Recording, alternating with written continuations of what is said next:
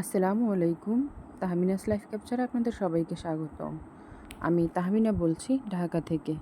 কেমন আছেন আপনারা সবাই? আমরা সবাই আলহামদুলিল্লাহ ভালো আছি। চলে এলাম বরাবরের মতো নতুন আরও একটি ব্লগ নিয়ে।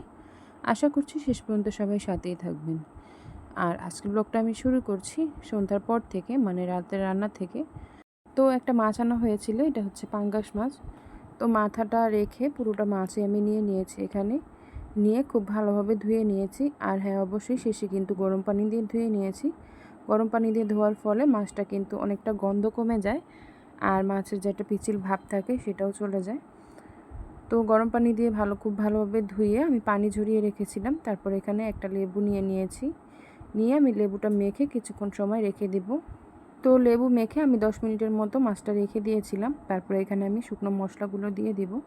আজকে আমি এই মাছটা ফ্রোজেন করব ফ্রিজে রেখে। তো পাঙ্গাস মাছ কিন্তু নতুন যখন আনা হয় তখনই একটু কষিয়ে রান্না করলে ভালো হয়, মানে ভালো লাগে। তারপর কিন্তু আর অতটা ভালো লাগে না।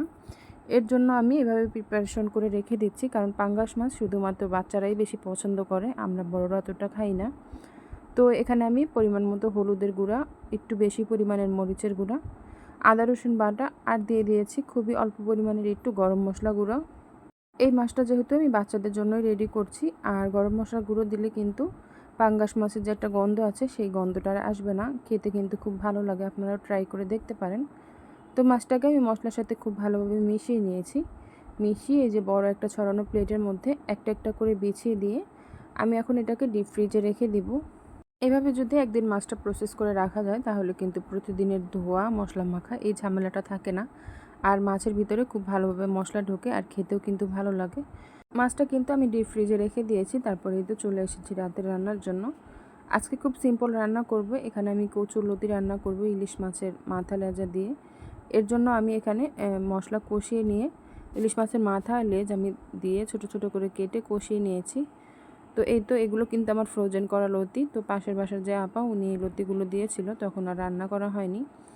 তো এর জন্য আমি লতিগুলোকে খুব ভালোভাবে পরিষ্কার করে পানি দিয়ে ভাপ দিয়ে নিয়েছি। ভাপ দিয়ে নিয়েছি বলতে পানি দিয়ে ভাপ দিয়ে আমি লতির পানিটা কিন্তু ফেলে দিয়েছি বেশি করে পানি দিয়ে। কারণ হচ্ছে হাত চুলকানো, তো কাটার সময় আমার হাত অনেক চুলকানোর কারণে আমি পানিগুলো ফেলে দিয়েছি যেন খাওয়ার সময় না চুলকায়।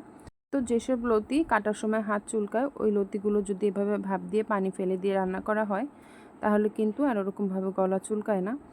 তো প্রথমে ভেবেছিলাম যে অর্ধেকটা রান্না করব অল্প পরিমাণের, যেহেতু লতি আমার ঘরে আর কেউ খায় না, কচু আমার একাই খেতে হয় আর আমার খুব পছন্দের খাবার এটা। তারপর ভাবলাম যে না, পুরোটাই রান্না করে ফেলি, ফ্রিজে রেখেও পরে খাওয়া যাবে। এর জন্য পুরোটাই দিয়ে দিলাম এখানে। তো দিয়ে একটু কষানোর জন্য আমি ঢাকনা দিয়ে ঢেকে দিচ্ছি। আর এই লতিটা রান্না কিন্তু একটুও গলবে না, ডিপ ফ্রিজে ছিল বলে যে গলে যাবে বা নরম হয়ে যাবে এরকম কিছুই না। মনে হচ্ছে যে তাজা লতি এনে আমি রান্না করেছি। তো আমরা যারা ঢাকা শহর থাকি তাদের কাছে কিন্তু এই খাবারগুলো খুব পছন্দের, কারণ গ্রামের এই টাটকা খাবারগুলো কিন্তু আমরা খেতে পারি না। আর ঢাকাতে যে লতিগুলো কিনতে পাওয়া যায় ওগুলো কিন্তু গ্রামের লতির মতো এরকম মজা না। তো আমার লতিটা রান্না করে নিয়ে আমি নামিয়ে নিয়েছি। তারপর এখানে আমি শাক ভাজি করব। এর জন্য বেশ কিছু পরিমাণের পেঁয়াজ আর কাঁচামরিচ কুচি দিয়ে দিচ্ছি। তারপর এখানে দিয়ে দিলাম পরিমাণ মতো লবণ। আর আমি আজকে পাট শাক ভাজি করব। পাট শাক ভাজিতে কিন্তু একটু পেঁয়াজ আর কাঁচামরিচের পরিমাণটা বেশি দিলেই ভালো লাগে। আমার পছন্দের শাকের মধ্যে হচ্ছে একটি পাট শাক। আর আজকের এই শাকগুলো কিন্তু আমার যে যা আছে, ছোট যা, ও গ্রাম থেকে নিয়ে এসেছে, দেশে গিয়েছিল বেড়াতে, ওখান থেকে আসার সময় এই শাকগুলো নিয়ে এসেছে। তো এই শাকগুলোও আমাকে দিয়েছে। তো আজকে গ্রামের অনেক কিছুই রান্না করছি একসাথে। তো ভিডিওর এই পর্যায়ে এসে সেই পুরনো কথাটি আবারও বলে নিচ্ছি। যারা এতক্ষণ যাবত ধৈর্য ধরে আমার ভিডিওটি দেখছেন কিন্তু একটি লাইক দেননি, প্লিজ একটি লাইক দিয়ে আমার ভিডিওটি দেখা কন্টিনিউ করুন। আর আপনারা যারা আজকে নতুন আমার চ্যানেলটি ভিজিট করেছেন, আমার আজকের ভিডিওর কোনো অংশ যদি আপনাদের কাছে ভালো লেগে থাকে তবে আমার চ্যানেলটি সাবস্ক্রাইব করে আমার সাথেই থেকে যেতে পারেন, এবং আমার আজকের ভিডিওর ভালো এবং মন্দ দিকগুলো আমাকে কমেন্টস করে জানাতে পারেন। আর আপনারা যারা এই কাজগুলো করে প্রতিনিয়ত আমাকে সাপোর্ট করে যাচ্ছেন তাদের জন্য রইল মন থেকে অনেক অনেক দোয়া ও ভালোবাসা। তো কথা বলতে বলতে এদিকে কিন্তু আমার শাকটা রান্না করা হয়ে গেছে। আর এই তো আমার লতি ভাজিটা আমি কিন্তু ছোট্ট একটি কড়াইতে ঢেলে নিয়েছি। তো রান্না শেষে ডাইরেক্ট টেবিলে নিয়ে রাখছি, কারণ খাওয়ার সময় হয়ে গেছে আমার রান্না করতে করতে আজকে বেশ খানিকটা দেরি হয়ে গেছে।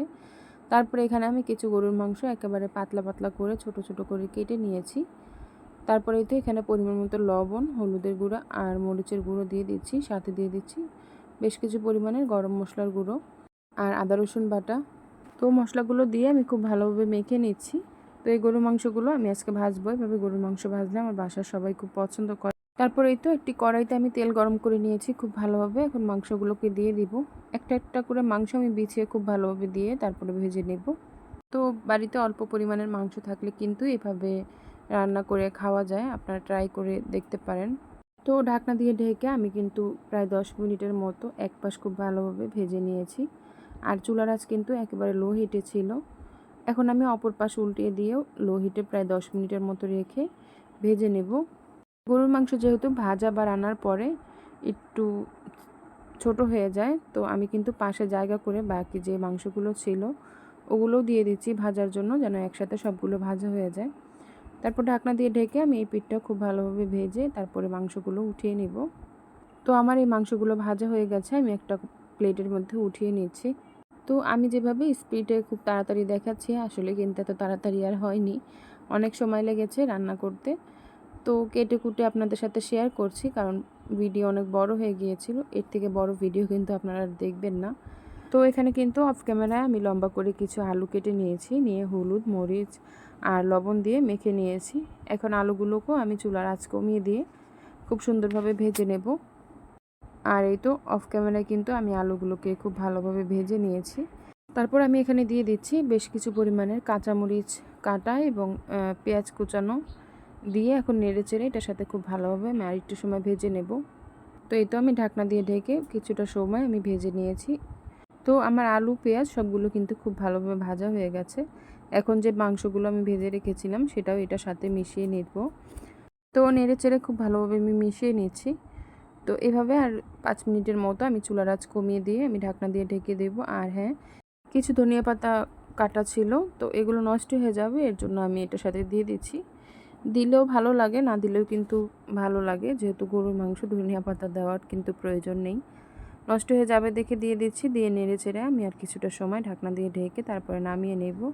হয়ে গেল মজার একটি রান্না। আপনারা কিন্তু এটা ট্রাই করে দেখতে পারেন, খেতে কিন্তু খুব ভালো লাগে।